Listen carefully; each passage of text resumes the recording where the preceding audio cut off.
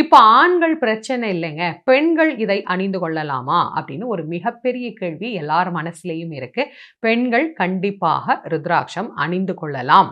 எந்த விதமான தயக்கமும் தேவையில்லை. சரி, ஒரு வயசு வரைக்கும் பெண்கள் போட்டுக்கலாங்க, குழந்தையா இருக்கிற வரைக்கும். பெண்கள் பக்குவ காலத்தை அடைந்த பிறகு, பூ பெய்த பிறகு ருத்ராட்சம் அணிந்து கொள்ளலாமா அப்படின்னா தாராளமாக அவர்கள் அணிந்து கொள்ளலாம். இதை எப்பயாவது கழட்டி வைக்கணுமா, இல்லை எப்போதும் இந்த ருத்ராட்சம் கழுத்திலே போட்டிருக்கலாமா அப்படின்னு பல பேருக்கு ஒரு கேள்வி உண்டு.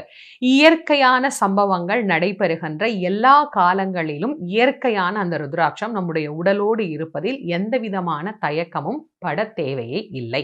இப்போ எப்படி அப்படின்னு பார்த்தா, இப்ப திதி காலத்துல ருத்ராட்சம் அணிந்து கொள்ளலாமா அப்படின்னு நிறைய பேருக்கு ஒரு கேள்வி உண்டு. இயற்கை மரணம் அப்படிங்கிறது ஒன்றுதானே.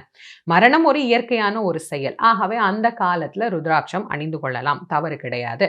தாம்பத்திய காலத்தில் ருத்ராட்சம் அணிந்து கொள்ளலாமா அப்படின்னா அதுவும் இயற்கையான ஒரு செயலே தான். ஆகவே அந்த காலத்திலேயும் ருத்ராட்சம் அணிந்து கொள்ளலாம். அதிலேயும் எந்த விதமான தவறும் கிடையாது.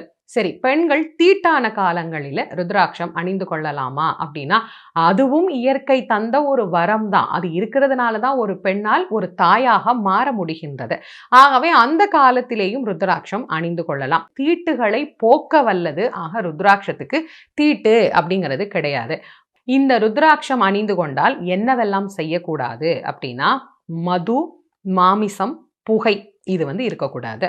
புகை பிடிக்கக்கூடாது, மது அருந்தக்கூடாது, மாமிச உணவு சாப்பிடக்கூடாது, அதிகமாக பொய் பேசக்கூடாது.